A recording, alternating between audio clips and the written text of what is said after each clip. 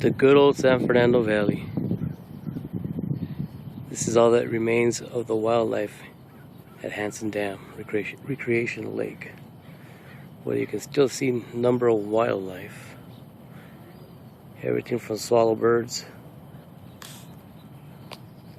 to lizards, different bird species of all kinds. The beauty of this place is it's pretty secluded and it's pretty big. Many people don't know about it.